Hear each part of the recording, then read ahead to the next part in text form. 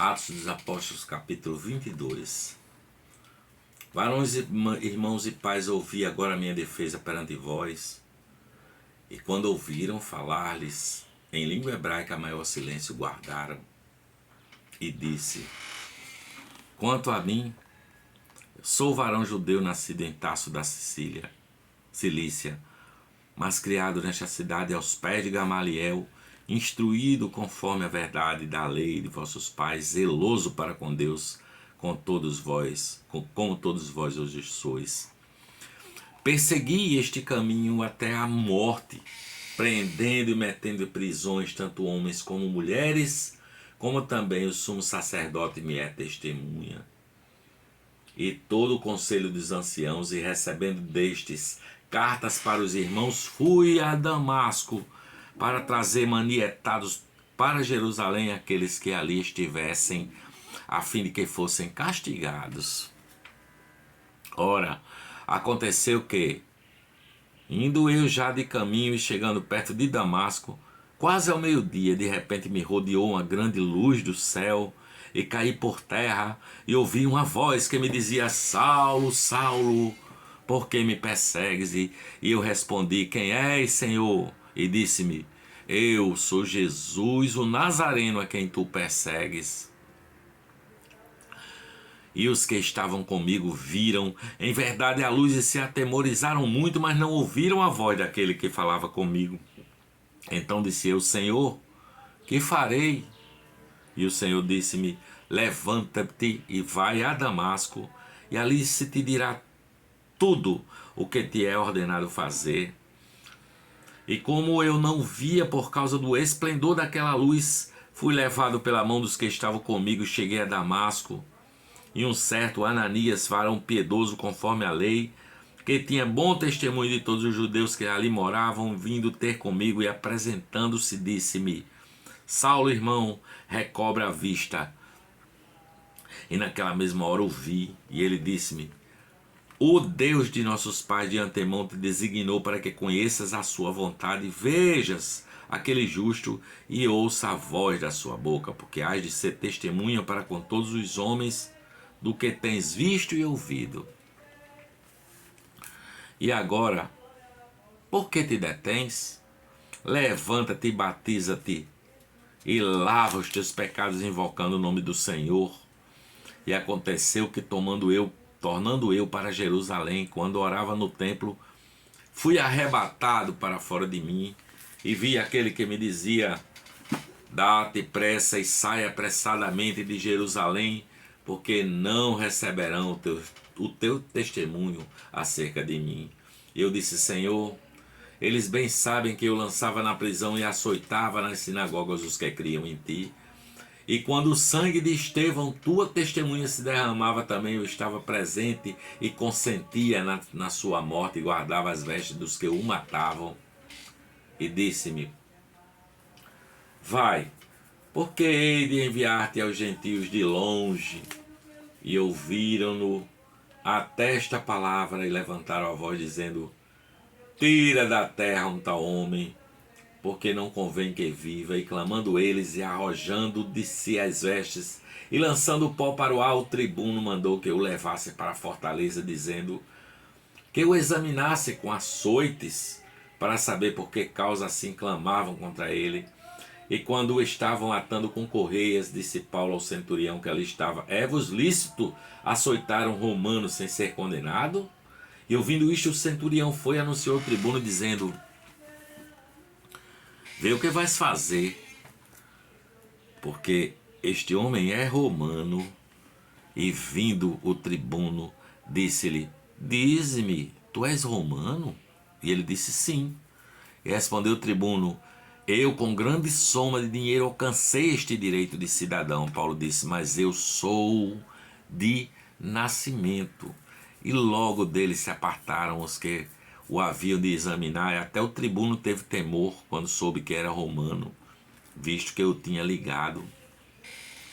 No dia seguinte, querendo saber ao certo a causa por que era acusado pelos judeus, soltou das prisões e mandou vir os principais dos sacerdotes e todo o seu conselho, e trazendo Paulo o apresentou, dizendo deles: E pondo Paulo os olhos no conselho, disse: varões e irmãos, até o dia de hoje tenho andado diante de Deus com toda a boa consciência.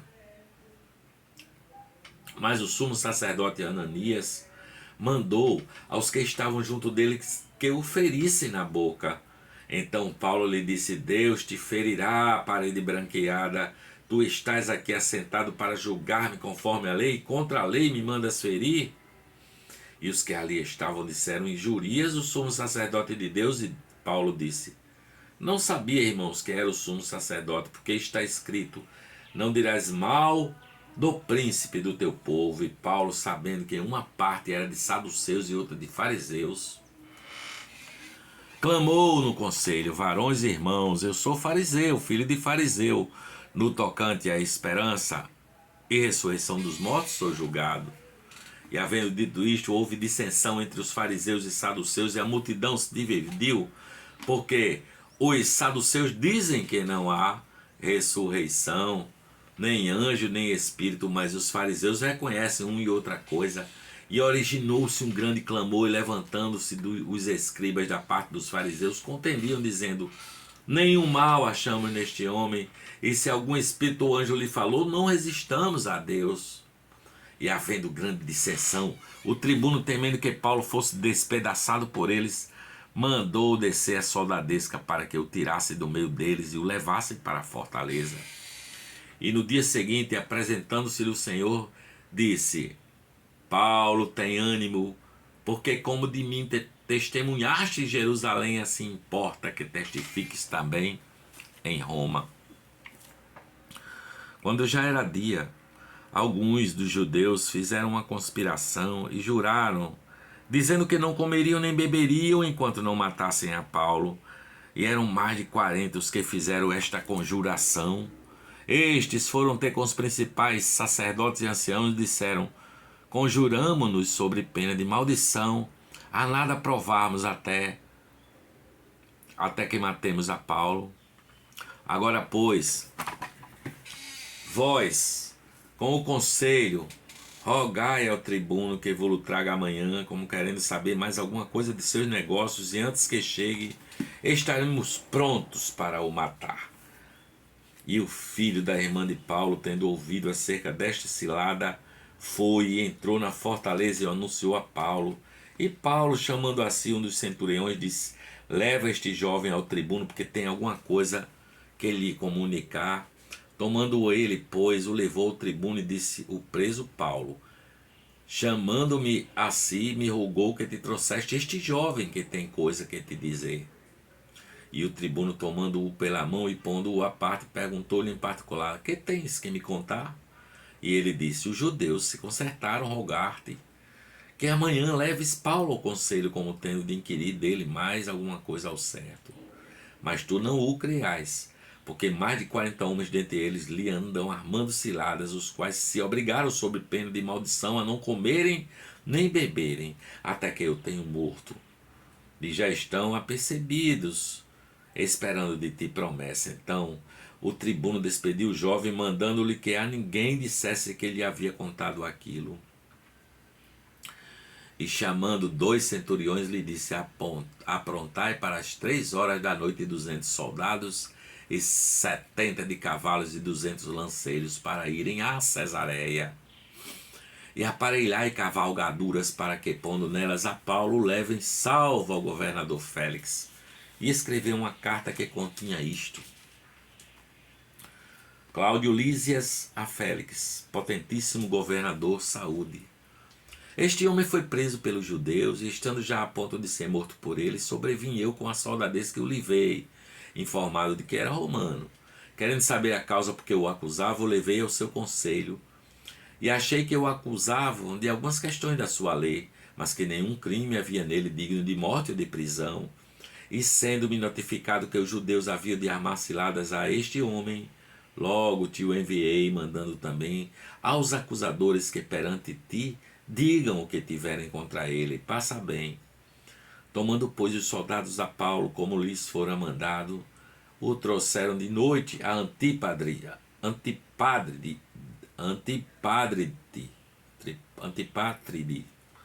No dia seguinte, deixando aos de cavalo irem com ele, tornaram à fortaleza, os quais, logo que chegaram a Cesareia, entregaram a carta ao governador, lhe apresentaram Paulo. E o governador, lida a carta, perguntou-lhe de que província era, e sabendo que era da Cilícia, disse: ouvir-te-ei quando também aqui vierem os teus acusadores, e mandou que o guardassem no pretório de Herodes. 5 dias depois, o sumo sacerdote Ananias desceu com os anciãos e um certo Tértulo, orador, os quais compareceram perante o governador contra Paulo.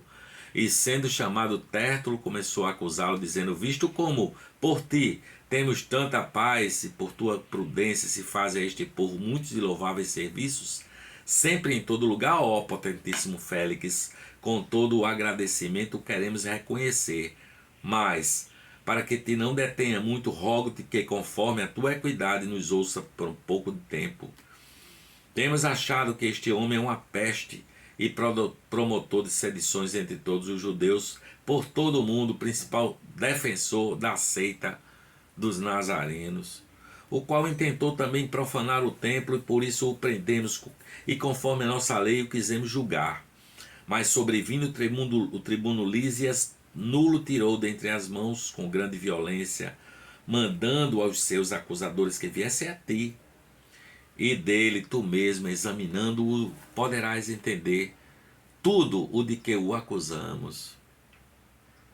E também os judeus o acusavam, dizendo serem estas coisas assim. Paulo, porém, fazendo-lhe o governador sinal que falasse, respondeu: porque sei que já vai para muitos anos que desta nação és juiz, com tanto melhor ânimo respondo por mim.